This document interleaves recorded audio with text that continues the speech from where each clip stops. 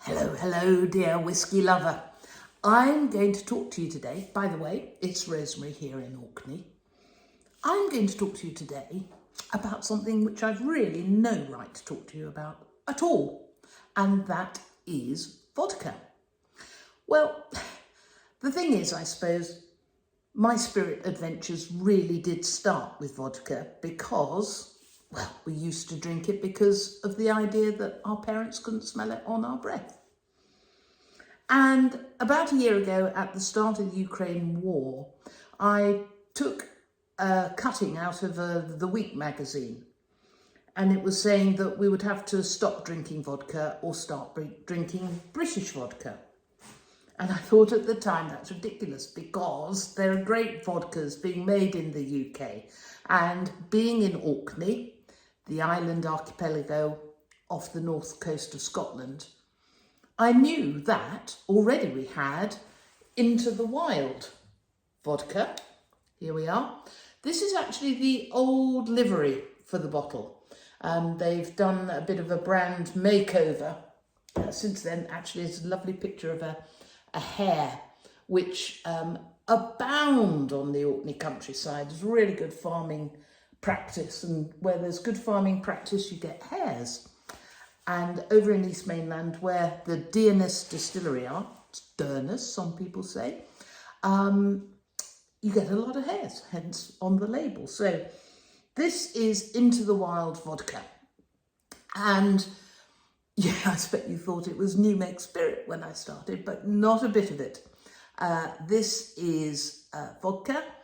And I don't really know whether I'm going to find a huge amount of difference on the noses of these three Scottish vodkas that I'm going to talk to you about. This one is definitely very floral, but in a very herby way. It's got sort of bright notes at the top, which I struggle to identify. But it has that sort of invitation to sip in the same way as a gin would do. So let me have a little sip of this.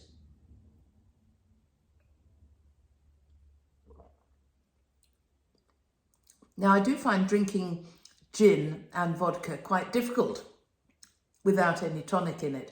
But actually, this is really lovely. It is so herbaceous, slightly drying on the side of the tongue, although I really don't think it goes into wood at all. Very bright and bouncy on the tongue, very refreshing. Almost crying out for sort of capers and that sort of, I don't know whether that's my cook's background, looking for smoked salmon blinis or something like that to go with this. Smoked salmon on the little Scottish pancakes with sour cream and caper berries, I really love. But it has got that flavour of caper berries to me.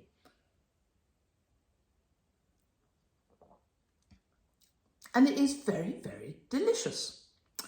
So after that, the Into the Wild, which is about 41.6, I think. Oh no, 42.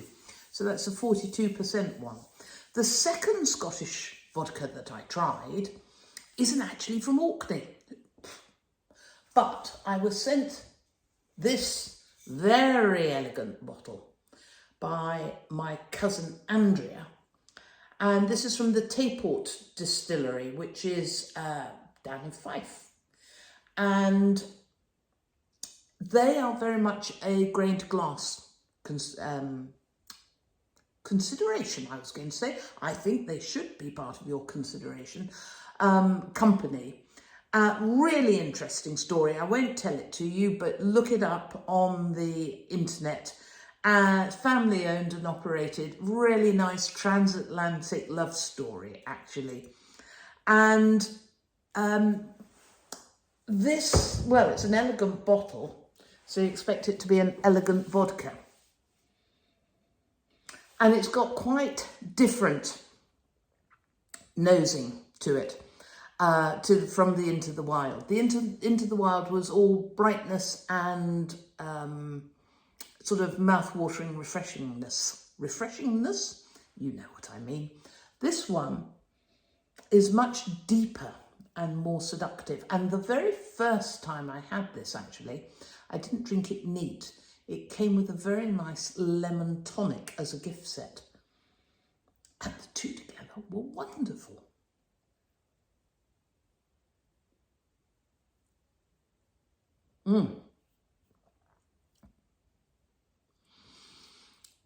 Now, on their tasting notes, they do actually say that there are hints of cacao or cocoa in this. And you would probably have to be told that to find it. But that lemon, the idea of a lemon tonic with this is absolutely spot on. Because it is kind of like a lemon liqueur fondant enrobed in chocolate. It is, if I was going to drink a vodka after dinner and drink it neat, it would be this one from Tayport. It's only 40%, which is really quite surprising.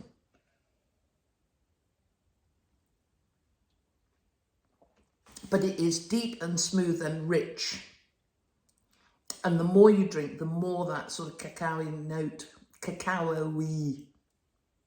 note comes through at the back. Definitely an after dinner vodka, that one, as opposed, going back to the Dernis Into the Wild, that just dances in comparison. So two completely different styles of vodka. And then really what inspired me to make this video was the fact that a third Scottish vodka that I knew of came along. But more importantly, it's the second vodka from Orkney. And whereas I can't quite see Dernis from my window, I can definitely see Bury, our next island over. And that is where this vodka is made. And these are the guys who make the wonderful Orkney Aquavit. This is Orkney Gin Company, and they're just, well, whenever I mention them, I think of a morning when I was out with Patch on the beach. Patch is our collie dog, and he went hounding over to this guy who was lying on the beach, and I followed him, and it was the guy from the Orkney Gin Company lying on the beach trying to photograph all his bottles propped up in the sand, and Patch just went round the back and lay looking into the camera. He's such a poser. Who could he get that from? Anyway, this nose is kind of halfway between the two, between the Into the Wild and the Tayport. It's actually quite bright, but it's also quite deep, so it's got kind of a palette of nosing going on. But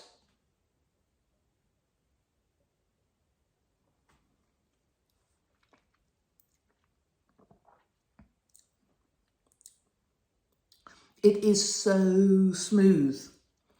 It hasn't got any of the high notes to me of the Into the Wild, but it is just kind of like a really sophisticated spirit. And if I was in a blind tasting, I don't know that I would actually know what that is. I don't know that I would know it's a vodka. But suffice it to say,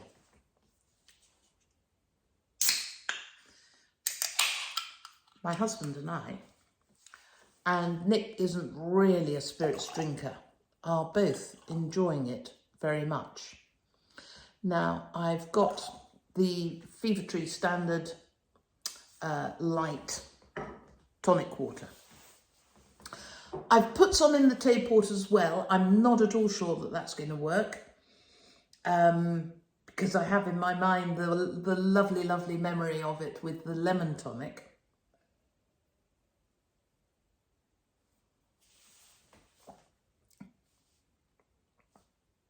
But actually it is really very nice.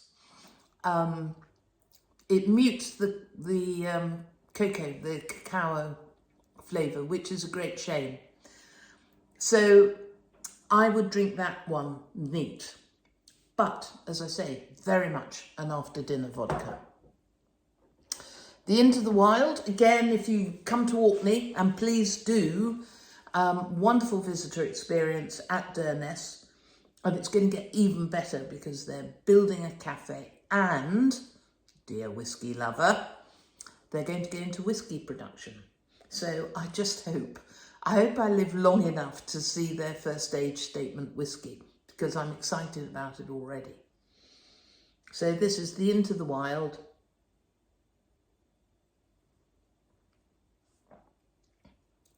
And that is a lovely, light, bright, refreshing, you know, hot weather, loads of ice and slice.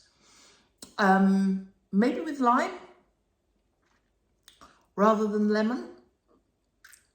Yeah, very nice. And actually adding the tonic brings a bit more pepperiness to it. So it's not all those herbaceous notes that we were finding at the beginning, but a very, very refreshing drink. And it's fascinating when friends come to stay who are more on the chef side of the spectrum rather than the cook, which is where I come from. So the more commercial of my friends rather than the domestic cooks and recipe writers. Very often a vodka and tonic is what they want when they're starting to prepare the meal. And it's a clean drink for the palate. So if you're tasting as you go along, it's not leaving anything there. But it's also extremely refreshing. And then the new kid on the block, the Orkney Gin Company vodka. They're making such a wide range of spirits now. I almost wonder whether they will have to review their company name. So just a splash of tonic in here.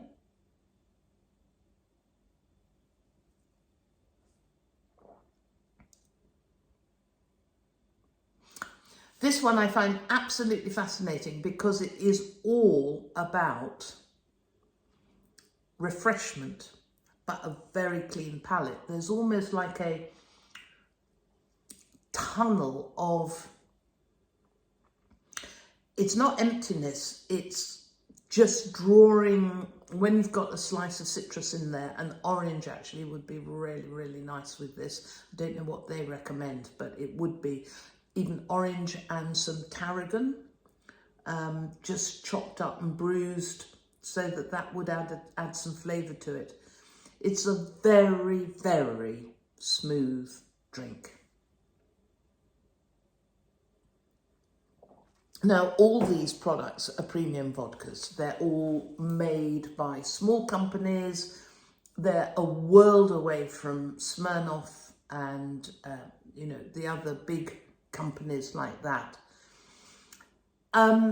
Just so worth investigating, because we can do vodka absolutely brilliantly here in Scotland. And now with 2 distilleries making vodka on Orkney, plus others elsewhere, and a big shout out to Tayport. I mean, it's just fantastic. Yes, they are more expensive, but goodness me, I think they're worth it. And if we're going to eat the View, we might as well drink the View too. It'll be whiskey next time, I promise. Cheers.